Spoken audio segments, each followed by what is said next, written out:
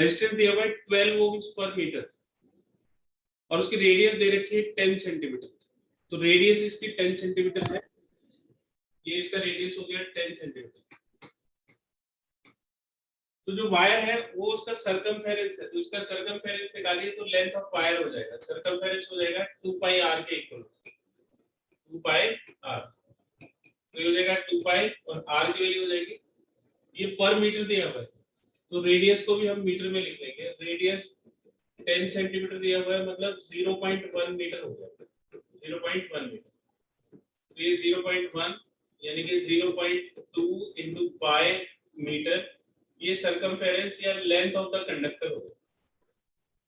ठीक है, तो the resistance between two diametrically opposite points A and B, तो ए और बी के बीच में आपको रेजिस्टेंस कैलकुलेट करना है। मतलब अगर बैटरी को इस तरह से कनेक्ट कर दिया जाए तो ए और बी कितना रेजिस्टेंस, तो ए और बी के रेजिस्टेंस को, ये यहाँ से करंट जब जाएगी तो करंट इसके दो पार्ट हो जाएंगे, एक तो इसमें जाएगी करंट ऊपर वाले पार्ट में और एक नीचे वाले पार्ट में, तो यहाँ से इस वायर के दो पार्ट हो जाएंगे। ठीक है, तो करंट का डिस्ट्रीब्यूशन हो जाएगा, तो ये दोनों पैरेलल में हो जाएंगे। तो जो ऊपर वाला रेजिस्टेंस है इसको हमने R1 लिख दिया और जो नीचे वाला रेजिस्टेंस है इसको R2 लिख दिया, तो R1 और R2 पैरेलल में हो जाएगा। तो R1 और R2, ठीक है, ये दोनों किसके इक्वल हो जाएंगे, जो टोटल रेजिस्टेंस है। तो रेजिस्टेंस कितना होगा, इससे दिया हुआ है कि 12 ओम्स पर मीटर का रेजिस्टेंस है ना, और लेंथ कितनी है 0.2 पाई, तो जो टोटल रेजिस्टेंस है वो 12 इंटू 0.2 पाई ओम हो जाएगा। 12 ओम्स पर मीटर उसने रेजिस्टेंस बताया हुआ है और हमारे पास कितनी मीटर लेंथ है, 0.2 पाई मीटर लेंथ, तो वो इस पूरे सर्कल का रेजिस्टेंस हो जाएगा। अब क्योंकि R1 और R2 ये दोनों आधे आधे होंगे, तो क्योंकि रेजिस्टेंस जो है वो लेंथ के ऊपर डिपेंड करता है, अगर आप स्ट्रेच नहीं कर रहे हो तो रेजिस्टेंस लेंथ के डायरेक्टली प्रोपोर्शनल होता है। ठीक है, तो आधा रेजिस्टेंस R1 को मिलेगा और आधा रेजिस्टेंस R2 को, तो टोटल रेजिस्टेंस को हमने 2 से डिवाइड कर दिया तो R1 और R2 की वैल्यू आ गई। ठीक है, ये कैंसिल हो जाएगा 0.1, तो ये 1.2 पाई ओम आ जाएगा, ये R1 और R2 की वैल्यू होगी। अब ये दोनों पैरेलल में कनेक्टेड है, R1 R2 are connected in parallel, तो अगर ये पैरेलल में होंगे तो जो नेट रेजिस्टेंस है वो हो जाएगा 1/R1 प्लस 1/R2, तो 1/R नेट की वैल्यू होगी, तो R नेट इसका रेसिप्रोकल हो जाएगा, यानी कि पावर -1। ठीक है, तो ये R1 और R2 तो दोनों इक्वल ही है, तो ये 2/R1 के इक्वल हो जाएगा, because R2 is equal to R1, ये हो जाएगा R1/2, यानी कि 1.2 पाई डिवाइड बाय 2, तो ये 0.6 पाई ओम हो जाएगा। तो जो नेट रेजिस्टेंस है वो 0.6 पाई ओम के इक्वल हो जाएगा।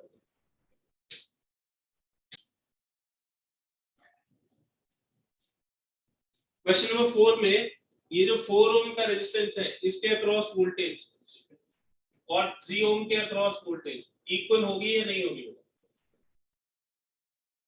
4 ओम और 3 ओम के अक्रॉस वोल्टेज इक्वल होगी या नहीं। यस सर होगी। रीजन बताइए कि इन दोनों के अक्रॉस वोल्टेज इक्वल क्यों होगी। सर पैरेलल में कनेक्टेड है, पैरेलल में कनेक्टेड है ना, तो ये जो 4 ओम के है ये I into R के इक्वल हो जाएगा और ये भी I into R के इक्वल हो जाएगा, P into जो भी करंट इसके अंदर होगी, इसके करंट, इसकी करंट को हमने I डैश सपोज कर लिया, इसके अंदर जो करंट है वो I डैश होगी। ठीक है, तो ये आ जाएगा I डैश की वैल्यू आ जाएगी 4/3 एम्पियर, ये 4/3 एम्पियर के इक्वल हो जाएगा। तो जो करंट डिवाइड हुई है, ये जो I1 है ये कितना हो जाएगा, तो इसी में से ये 1 एम्पियर की करंट गई है और 4/3 एम्पियर की करंट गई, तो ये टोटल करंट है ये 7/3 एम्पियर की करंट है। तो ऊपर वाले सर्किट में जो टोटल करंट है वो कितनी गई है, 7/3 एम्पियर। ठीक है, तो P से M के बीच का वोल्टेज बताइए कितना होगा। तो जब आप P से M के बीच का वोल्टेज निकालोगे तो यहाँ पे तो वोल्टेज का ड्रॉप कहीं हो नहीं रहा है, तो इन्हीं दो पॉइंट्स के बीच में वोल्टेज का ड्रॉप हो रहा है, इन दोनों पॉइंट्स को, इसको हम P लिख सकते हैं, इसको Q लिख सकते हैं, क्योंकि ये Q M से M लिख सकते हैं, ये M से डायरेक्टली कनेक्टेड है, ये P से डायरेक्टली कनेक्टेड है। तो P और M के बीच का जो पोटेंशियल डिफरेंस है वो 4 ओम और 3 ओम के पोटेंशियल डिफरेंस के इक्वल होगा, जो कि 4 × 1 4 वोल्ट के इक्वल है। तो P और M के बीच का पोटेंशियल डिफरेंस 4 वोल्ट के इक्वल हो गया। क्लियर है या नहीं बेटा? Yes sir. ठीक है, अभी जो P और M के बीच का जो 4 वोल्ट का पोटेंशियल डिफरेंस है वो इधर भी आएगा, इधर भी आपको P और M के बीच में 4 वोल्ट का पोटेंशियल डिफरेंस मिलेगा। ठीक है, तो उसने पूछा है कि potential difference between the points M and N, मतलब इन दोनों के बीच में पोटेंशियल डिफरेंस पूछा है कि कितना होगा। ठीक है, तो हम ये I2 की वैल्यू निकालते हैं कि I2 की वैल्यू कितनी होगी। तो PM के अक्रॉस जो पोटेंशियल डिफरेंस है वो I1 और इन दोनों का नेट रेजिस्टेंस, इन दोनों का नेट रेजिस्टेंस कितना हो जाएगा 1/4 प्लस 1/3 का होल इनवर्स। तो यहां से हमें इससे P और M के बीच का पोटेंशियल डिफरेंस आ गया। ठीक है, जो कि किसके इक्वल होगा 4 वोल्ट के इक्वल होगा। अब दूसरी तरह से चले तो ये I2, इधर I2 करंट गई, इस वाले रेजिस्टेंस में गई, ये वाला रेजिस्टेंस कितना हो जाएगा 0.5 और 0.5, यानी कि 1/2 प्लस 1/2 का होल इनवर्स, सॉरी 1/0.5 प्लस 1/0.5 का होल इनवर्स। ये तो इन दोनों का रिजल्टेंट हो गया, फिर ये इसके साथ सीरीज में तो +1, ये इसका पोटेंशियल डिफरेंस हो गया। ये किसको समझ में नहीं आया बेटा?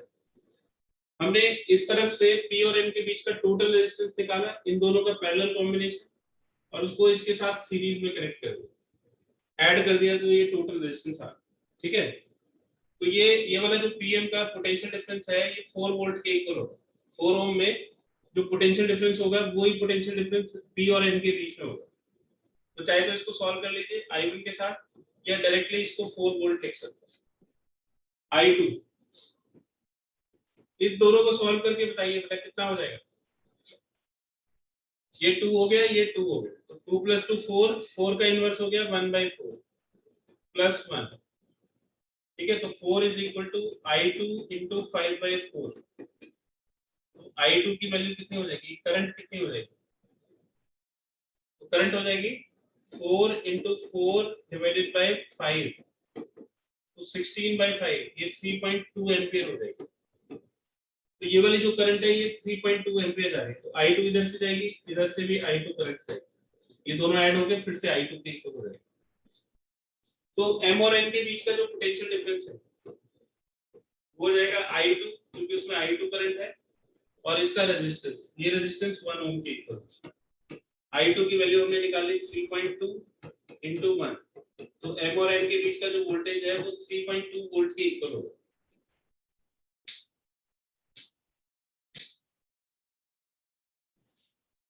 देखिए बेटा, ये जो एक इलेक्ट्रिकल सर्किट है जिसमें कैपेसिटर लगा हुआ होता है, तो स्टेडी स्टेट में जब बोला जाता है कि स्टेडी स्टेट है, तो जो बैटरी की जो करंट होती है, डीसी की जो करंट होती है, वो जब आप स्विच ऑन करते हो तो 0 से लेकर मैक्सिमम तक जाते हैं, और फिर वो अपनी स्टेडी स्टेट को अटेन कर लेती है। तो जब करंट स्टेडी स्टेट में होती है, यानी कि कांस्टेंट होती है, तो उस टाइम कैपेसिटर के अक्रॉस करंट नहीं होती, कैपेसिटर के अक्रॉस करंट 0 होती है। तो इलेक्ट्रिकल सर्किट्स में अगर कोई कैपेसिटर लगे हुए हैं तो आप करंट की जब कैलकुलेशन करोगे तो उसको नेग्लेक्ट कर सकते हो। तो ये वाला जो पार्ट है इसको नेग्लेक्ट कर दो। तो फिर ये जो 1 2 3 ओम रेजिस्टेंस है, इसका नेट रेजिस्टेंस निकालो, तो ये कैलकुलेट करोगे, पैरेलल में कनेक्टेड है, तो 6/11 ओम आ जाएगा।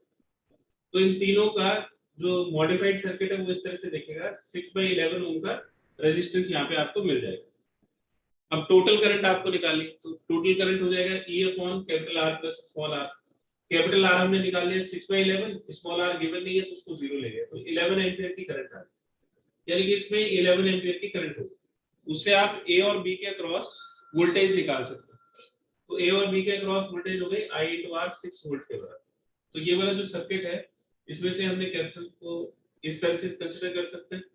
ये दोनों पॉइंट्स AB हो गए, AB के अक्रॉस बैटरी लगी हुई है इस तरह से, ये AB के अक्रॉस एक बैटरी लगी हुई है। ठीक है, इसमें से एक करंट आ रही है, ये करंट सिर्फ इस तरफ जा रही है, इस तरफ नहीं जा रही, लेकिन फिर भी AB के अक्रॉस ये कैपेसिटर लगा हुआ है, 4 ओम में कोई करंट नहीं जाएगी, क्योंकि कैपेसिटर में कोई करंट नहीं है, इसलिए 4 ओम के अक्रॉस कोई पोटेंशियल ड्रॉप भी नहीं होगा। तो जो पोटेंशियल ड्रॉप है वो सारा कैपेसिटर के अक्रॉस होगा, है ना। तो वो V इंटू ए बी के बराबर हो जाएगा, V ए बी के बराबर, जो कि 6 वोल्ट के इक्वल। तो कैपेसिटर का वोल्टेज हमें मिल गया, कैपेसिटी दी हुई है, दोनों को मल्टीप्लाई करिए तो 3 माइक्रो कूलम इसकी वोल्टेज हो जाएगी।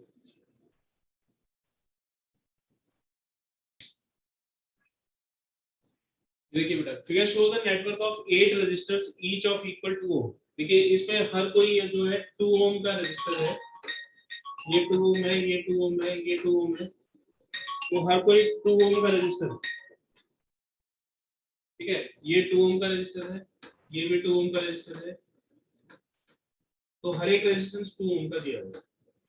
3 वोल्ट की बैटरी लगी हुई है, तो उससे पूछा है कि करंट इन द सर्किट बताइए, तो उसके लिए नेट रेजिस्टेंस निकालना पड़ेगा, ठीक है। तो आप बताइए कि नेट रेजिस्टेंस हम कैसे निकाल सकते हैं, ठीक। अगर मैं इसके दो पार्ट कर दूं, यहां से अगर मैं इसको दो पार्ट कर दूं इस तरह से, तो ये इस तरफ का जो रेजिस्टेंस है, ये वाला जो टोटल रेजिस्टेंस है और ये वाला जो टोटल रेजिस्टेंस है, ये आपस में किस तरह से कंसीडर करे जाएंगे, कैसे कनेक्टेड होंगे ये आपस में। मैंने इसको वायर को बीच में से कट किया इस तरह से, इधर का रिजल्टेंट अलग निकाला, इधर का रिजल्टेंट अलग निकाला, तो वो जो दो पार्ट होंगे वो आपस में किस तरह से कनेक्टेड होंगे।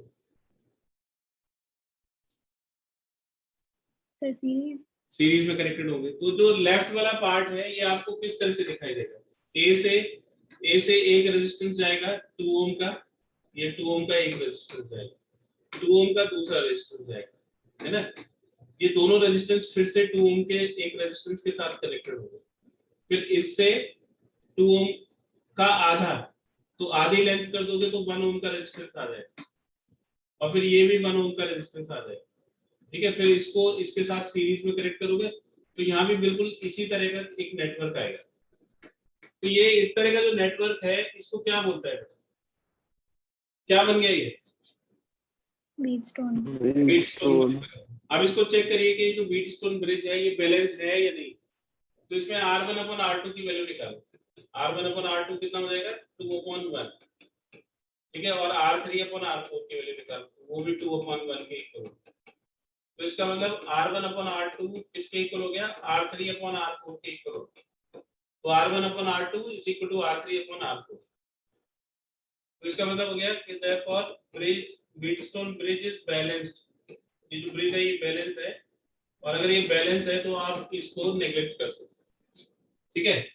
तो इसका जो पहले इसका जो रेजिस्टेंस है इसको हमने R1 सपोज कर लिया, और इसके रेजिस्टेंस को R2 सपोज कर लिया।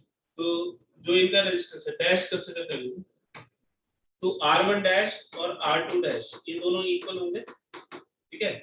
ये 2 + 1 3 ओम हो गया, और ये भी 3 ओम हो गया। 3 ओम और 3 ओम पैरेलल में कनेक्टेड है।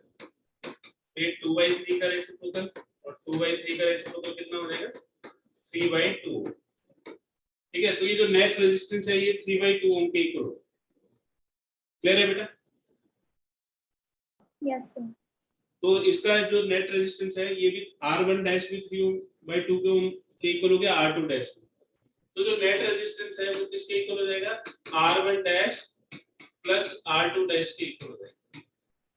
ये भी 3/2 के इक्वल है, ये भी 3/2 के। तो नेट रेजिस्टेंस 3 ओम का होगा। तो अगर नेट रेजिस्टेंस 3 ओम का है तो करंट कितनी हो जाएगी, करंट हो जाएगा E/R plus small r। E की वैल्यू 3 वोल्ट है, R net 3, internal resistance not given. तो ये बैटरी से कितनी करंट ड्रॉ करेगा, तो ये बैटरी से 1 एम्पीयर की करंट ड्रॉ करेगा। तो I की वैल्यू 1 एम्पीयर हो जाएगी।